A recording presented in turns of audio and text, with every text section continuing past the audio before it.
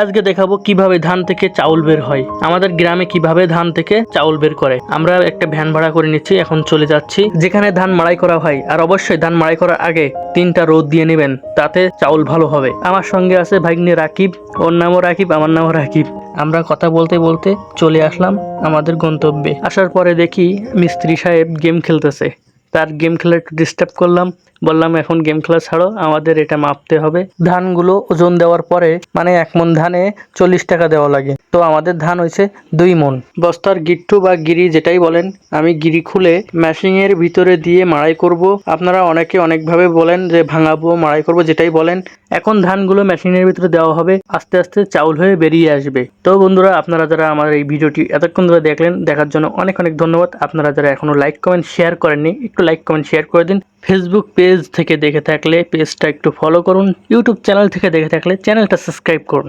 এদিকে দেখি গ্রামের মানুষ, অধিকাংশ মানুষ চাষবাস করে খায়, অধিকাংশ মানুষই চাষ করে, আর শহরের অধিকাংশ মানুষ চাউল কিন্তু কিনে খায়। এদিকে চাউল বের হচ্ছে, দেখুন কত সুন্দরভাবে।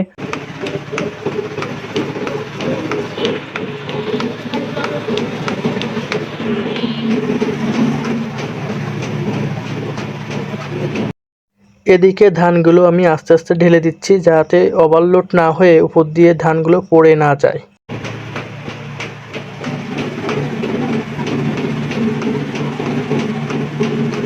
এদিকে ধানের কুড়ো বা ভুসি যেটাই বলেন, কুড়ো বের হচ্ছে, আমরা কুড়ো বলি।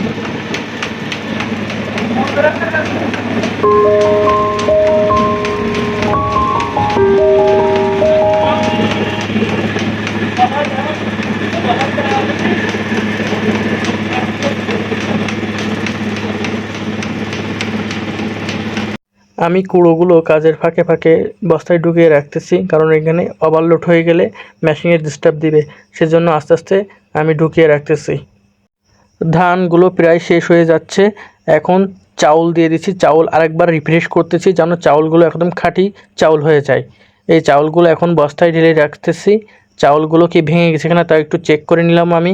চাউলগুলো একদম পারফেক্ট হয়েছে রোদ দেওয়ার কারণে। আমাদের ধান মাড়াই করা শেষ, এখন আমরা টাকা পয়সা পরিশোধ করে ভ্যানের ধান তুলে বাসার দিকে রওনা দিব। এই মিলের ভিতরে প্রচুর গরম, আর ওইখানে দাঁড়িয়ে থাকলে মনে হয় গা দিয়ে ঘাম ঝরে ঝরে পড়তেছে। তো আমরা রওনা দিচ্ছি ভ্যানে উঠে। দেখুন বন্ধুরা, আমার গাটা ঘেমে ভিজে গেছে পুরোটাই। এদিকে আমরা প্রাকৃতিক দৃশ্য দেখতে দেখতে বাসায় রওনা হলাম। দেখতে দেখতে কখন যে বাসায় পৌঁছায় গেছি টেরই পেলাম না। আমরা ভ্যান ভাড়া দিয়ে ভ্যানালাকে যেতে বললাম। আজকের ব্লগটি এখানেই শেষ করতে, দেখা হবে নেক্সট কোনো ব্লগে। ততক্ষণ ভালো থাকবেন, সুস্থ থাকবেন, আল্লাহ হাফেজ।